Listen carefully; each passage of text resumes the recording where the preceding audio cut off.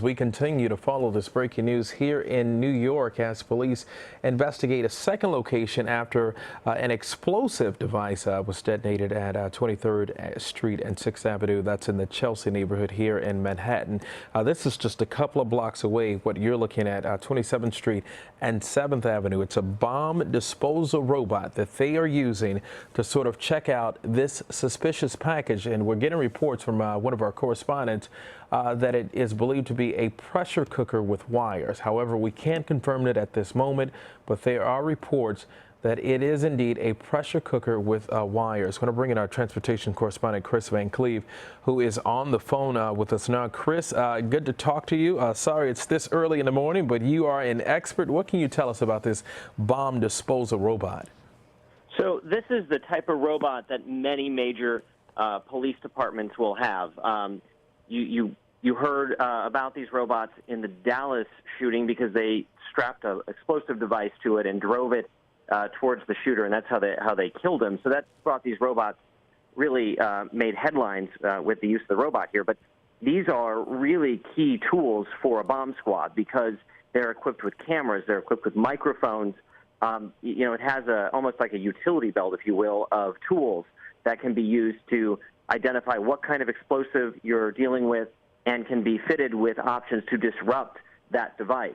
You've seen sometimes they'll use like a water cannon to disrupt the device so it doesn't detonate, but render it safe. The idea here is you want to use a robot, and this is a military-inspired piece of technology. These were developed to dispose of bombs in combat situations and then have made their way into civilian policing. But this is a way to let the police see and hear what's going on, get right up close to this device without having to put a person right up close to the device. So it is a remotely controlled robot that they're driving. Likely there's a large white NYPD truck not too far away. They're driving the device from there, and you see it's got a mouth there, a grabber that can go in and can grab the device, can move it. And when you say they're driving it away, are they just specifically trying to get it away from that area, away from those buildings and those cars so it won't cause any damage if it is indeed a bomb? So you see it's got the arm extended, and they've got the ability now, if they want to pick that up, they can. And that gripper is very sensitive. It can pick up, in fact, they picked up a pair of my glasses when we were doing a story with a bomb squad here in the D.C. area. Wow. So it can be very gentle, which is important if you're dealing with a potentially explosive device. So you may make the decision if, after studying this device, that it is something you can move. You could then pick it up with that and move it to, you sometimes see it looks like a big, like, barrel drum sort of device that you can put an explosive in and transport it away, or that could contain an explosion. That's one of your options. You could also try to disrupt it right there on the scene. Of course, what you're concerned about here is how close is it to homes and what if something goes wrong. So if you're the bomb squad, your approach is going to be, how do we render this safe in a manner that doesn't put people at risk or reduces the amount of risk as we're trying to deal with this explosive. And that's why bomb squads like the robots, because if something goes wrong, a robot's fixable, a person isn't. Kris, it has become the new norm now, especially for journalists, when we talk about covering suspicious packages in many of the local markets across the country. Some stations choose not even to cover them because there are so many. How long does it take to get a situation like this under control? I've seen where it has taken anywhere from 3 to 8 hours just to move a briefcase that turned out to have nothing inside to where they could get it done in 30 minutes. What determines the length of time when it comes to investigating a situation like this, a device? Well, it comes down to what is the feel of the bomb squad there. They're going to take as much time as they need. You're no longer working on a clock unless you think there's a timer. Unless you need to be working on a clock, you don't work on one here. They're going to take the time that they need to take to make sure that they know what they're dealing with and then formulate the plan as to what to do with it. So sometimes that can be relatively easy. It depends on how complicated it is. So that's why sometimes these things resolve themselves quickly and sometimes they don't. And Kris, real quick, if I can jump in, we just want to confirm now that we have learned that it is indeed a pressure cooker. It is indeed a pressure cooker right now with wires. Does that complicate things, just as you talked about the complications of situations like this? You know, so if you are the bomb squad, you want to know, how is this device supposed to be detonated? Is it on a timer? Is there a remote way of detonating it? So that's one of the things you want to look at. You want to look at, how is the device wired? What happens if you were to pick it up? You know, I think since you're talking about this as a second device, you do have to wonder, are there other devices? So there's a lot of things you're thinking about, and the ultimate goal here is to use the robot to initially get as much knowledge about the device as you can. And, you know, it's equipped with several cameras with microphones, so you can use these things to communicate with somebody. In this case, you might be listening for, is the device making any noises? And then when you decide if you want to try to move the device or deactivate the device with the robot, it can be outfitted with tools to do that. But you're going to move very slowly, obviously, because there's no reason to move quickly unless you have to with an explosive device. So they're going to take their time and then do their best to render this safe in a manner that reduces the amount of risk for everyone around them. You know, you're dealing with a very populated area there. So this is, it's not an ideal situation for this. That's why whenever you see a suspicious device, a suspicious package, that's immediately when police start clearing areas. You know, we see it in the Washington area a lot, where suddenly blocks are shut down and people are moved out and moved away just in case. In this case, there's a real good reason to be concerned that this is a live explosive. We've seen how technology has sort of evolved over the years. How have these devices here, these bomb disposal robots, sort of helped with investigations as opposed to now in 2016 compared to, let's say, the 80s, the 90s, the early 2000s? Well, you have these devices were developed to operate in a war zone, where you needed these robots to be able to go and inspect improvised explosive devices on the battlefield in Iraq and Afghanistan. You know, those wars have gone on a long time. This technology has gotten better and better and more mainstream. In fact, these are the companies that make these robots. As you can see, the robot now appears to have picked up the pressure cooker with that gripper, that hand, if you will. Yeah, we can see it's picking it. It looks like it's picking it up right now. Yeah. So this would be a situation where the police have decided that they want to try, that they feel safe enough that they can pick the device up without causing it to explode. You now maybe would think about, can we put it somewhere into something that is a containment device to get it out of there, out of the populated area. Yeah, that's what I was about to ask you. Once you pick it up, where do you take it? So often a bomb squad will have a containment device. It can sit on sort of a trailer that can be towed behind a vehicle. Sometimes you'll see them. It looks like a cement mixer almost. Mm-hmm. And you can move it into there, which in theory would contain a blast up to a certain magnitude. So that might be an option here, as this robot appears to have picked up the device. But the robots, there are now a variety of robots. You know, the bomb squad down here in the Washington area owns several of them. They get quite large. There are some that are quite small. So you sort of, depends on what your needs are, there's a robot to meet it. This particular kind of robot, it's got those big wheels you can see, and then in front of and behind the wheels that you can clearly make out are two other smaller wheels that will actually let this thing drive upstairs if it needs to. They are remarkably versatile machines that can do an awful lot. And this all comes out of development from being on the front lines in Iraq and Afghanistan and in previous conflicts. So this is an example of technology that's come out of warfighting that has become a very mainstream police tool that's used not only to inspect explosives. They have used these devices to negotiate with people in barricade situations, to get an eye on a situation where they couldn't or they don't want to risk a human life. And here, I mean, if you think about it, you have what is believed to be an explosive device. Okay, see that white thing on the back of that bomb Yes. there, Yes. so that's a containment device typically. At least it looks like one. So you may see them move this device to that containment device, put it in there, and drive it away. I was just about to ask about that truck there. Wow. Now, who specifically operates something of this nature? Do they have like a special technician within the department whose job is to solely like operate this device? And where do they do it? Do they do it with like for lack of a better terms, like a little joystick or something? Yeah, it's like a remote control pad. It's more complex than just a joystick because the robot has a lot of functions it can do. So, you're sitting essentially at a remote control station. Usually, they could be inside the truck. Sometimes they've got it so they can come out of the vehicle. But they're watching on monitors, most likely, so that they see what the robot's seeing.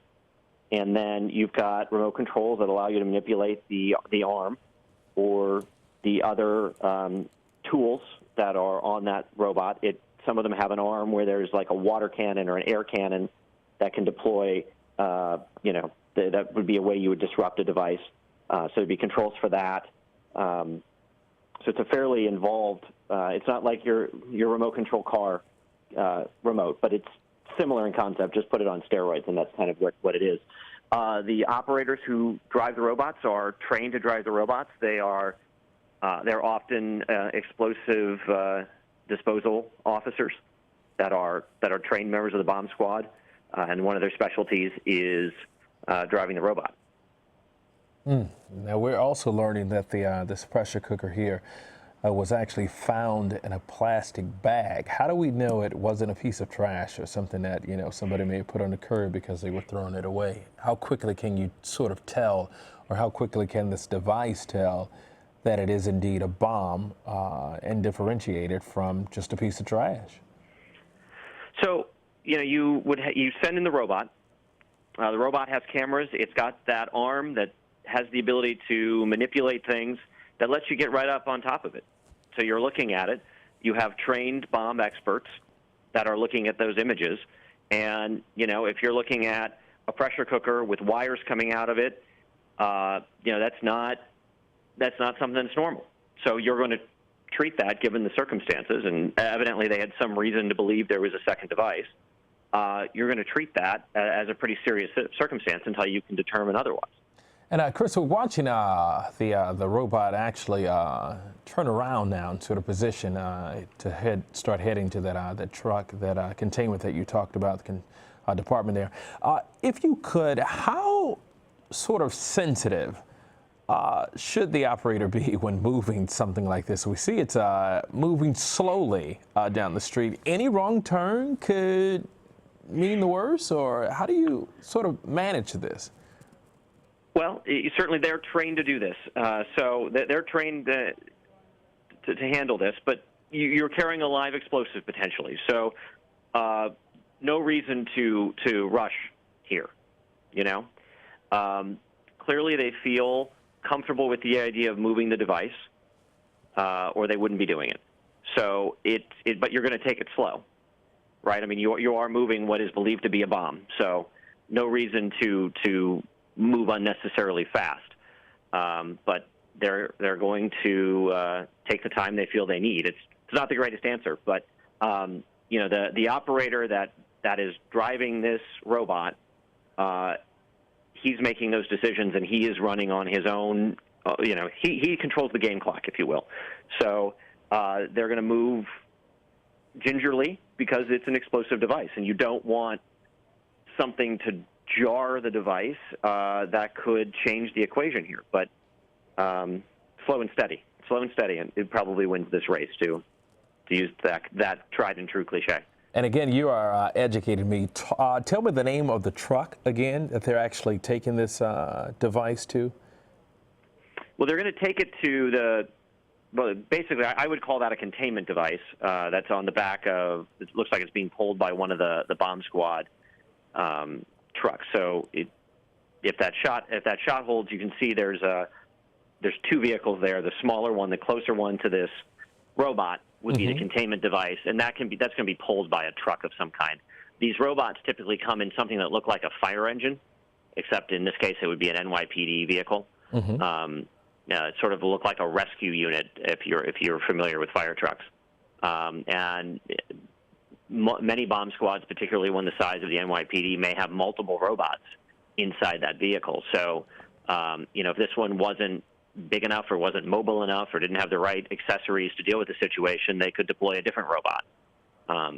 The containment device looks like it's a ways down the street from where the device was. Why park the vehicle so far away when you could be closer to it and sort of pick it up, just turn it around and put it inside?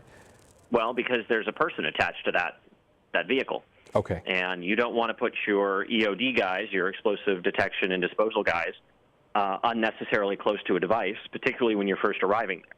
So the advantage to the robot is no human being has to get anywhere near the potential bomb.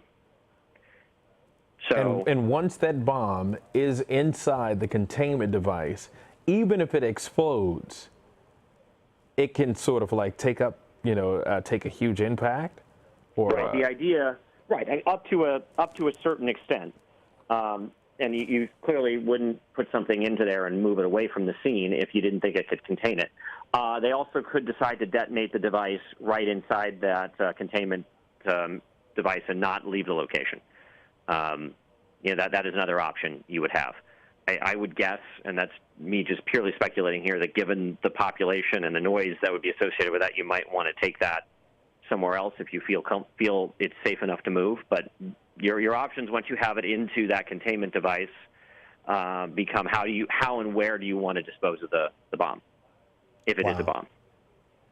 So as we're looking at this situation, is the best thing to do to sort of detonate it once inside the containment, or to drive through the streets of New York? And there's so many people who are still out even at this time of the morning traveling. So you're going to make the decision as to what do you think the safest thing is. If you're confident that driving it somewhere isn't going to result in it detonating, then maybe you take it to a less populated area. If you're concerned about it being an issue and you want to render it safe, if you will, on the scene, doing it inside the containment device brings the risk down because it should contain the blast. Now, how expensive is it for a police department to own a piece of equipment like this? Do you see this in the smaller cities? I know you've done some extensive reporting on these bomb disposal robots. Do you see a large amount in smaller cities, or is this something that only Chicago and NYPD and LAPD could handle and afford? Houston Police Department. Well, these robots can run into the hundreds of thousands of dollars. There are grants that allow departments to buy them. And since 9/11, there's been a real focus on anti-terrorism equipment and training, and that includes bomb squads and robots. So they are not certainly uncommon in big cities. And it may be that a small town doesn't have one, but the state police have them. In the Washington region, for example, there are 5 bomb squads. So even though there are 30 or 40 police agencies in the D.C. region, you have 5 bomb squads, which means you can get a bomb squad there fairly quickly. Kris, just 1 second. Stay on the phone. Don't go anywhere. Just want to give our viewers an update. If they're just now joining us, we are monitoring the situation along with police there at 27th Street and 7th Avenue. That's here in Manhattan. In New York City. Police believe they have in their I don't want to say custody, but possession, if I could get my words right tonight, their possession, a pressure cooker with wires.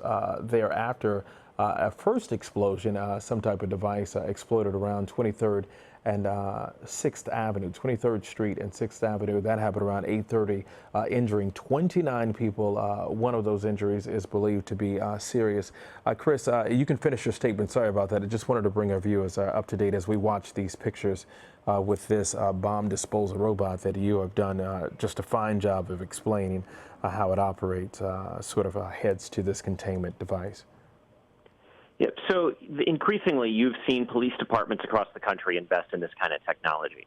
And if one department doesn't have it, it's not uncommon for there to be a department in a region that operates it for everybody, sort of a regional bomb squad or somebody that has access to it. Very small towns probably don't have one themselves, but the state police typically would. Or some regions, the fire department is the bomb squad, in which case there'd be one within at least some distance that you can get in there. But if you're a big department like the NYPD, you have several. And this is the same device or something similar to what Dallas PD used during the killings of the officers there? Yes, it looks to be same general type of robot. There are various models, but they vary by size. So one's like a 500, one's a 600, but they're kind of all serve the same purpose. It's just like what size robot do you need for the job. But this looks to be the same general type as what was in Dallas. Same general type as you see with the bomb squads down here in Washington. They are, and they're based on technology that was developed for the military to deal with explosives, improvised explosive devices on a battlefield. Kris, and sorry, go ahead. No, go ahead. Finish your statement. Go ahead. No, and you like the robot because the robot means that a person doesn't have to be doing this. It's a lot more dangerous when you put a guy in that bomb suit and he or she walks down there and is handling the device directly. Because you can't replace that person. You can replace or repair a robot. Now tell me this, Kris, you spent a lot of time here in New York City. Does it surprise you that something like this happened, or was it just a matter of time? Speaking as a journalist and also just as an American, someone who's lived here before. I think you accept when you live in New York City or you live in Washington that these are cities that have been targeted by terrorists in the past and that they remain attractive targets. So, on one hand, you would like to think, and when I was living in New York, I didn't give it a whole lot of thought because, we go about your daily life. But what we have seen over the last 12 months, attacks in Paris, in Brussels, in Dallas, in Orlando, in Baton Rouge, is a reminder that it can happen anywhere, and that New York City in particular remains a big target. It is, there's a reason that we have seen New York be targeted time and again with situations like this. Think back to the explosive device in Times Square that police found before it detonated. The two that was a good thing that they were able to locate that one. Yeah. And here they have managed to locate one of these two devices before it went off, and some of that is a testament to the size and ability of the New York City Police Department. They are a huge police force with a huge police presence. This as you're walking around New York City. It's every couple of blocks that you will see a police officer either on foot or in a car. Their anti-terrorism force, their SWAT teams, their rapid response teams are a huge amount of manpower that are able to be deployed very quickly and very, very good at what they do. So, yes, it's always a surprise when something like this happens, but I think you sort of accept that cities like New York are going to be a target. And we're going to bring those pictures back of that bomb disposal robot in a few minutes if we can at some point. I know we're trying to refresh so we can update the video for our viewers who were so glued and watching as that bomb disposal robot was making its way down the street to that containment device. Kris, you are just one expert on this issue here, on a number of issues, but I didn't have a clue that you knew this much about these devices from your extensive coverage and years of reporting. Some final thoughts from you, unless we are able to get back to that video there. With this equipment here moving forward, how does it help us and how does it help police in the investigation come tomorrow? Once we've gotten this device, this pressure cooker, once we've got it, how do we go from, or where do we go from here, I should say? Well, so the NYPD will investigate. The FBI certainly will be involved, and the Bureau of Alcohol, Tobacco, Firearms, and Explosives will likely be involved, and they're going to look very closely at the remnants of these two devices. They will go back to the scene of the first blast, and they will collect evidence, just like they did in Boston. And they will essentially piece together the explosive. You're going to look for fingerprints. You're going to look for things that may help you identify who's responsible. You want to see if there's any sort of telltale process that went into making these. What kind of components were used? Did the person touch something with their hands and a fingerprint was preserved? Stranger things have happened, that they have found those either from this second device or in the first one that exploded. The other thing that's going to be big is security camera video and cell phone camera video. If you think back to the Boston Marathon bombing, investigators were able to piece together a remarkable amount of the Tsarnaev brothers' day. I covered that trial, and we were during that trial. You were able to watch from the surveillance video the brothers come onto Boylston, get into position. You saw those bombs detonate, and then you saw them flee. There's a remarkable number of cameras that people walk past without realizing they're walking past them.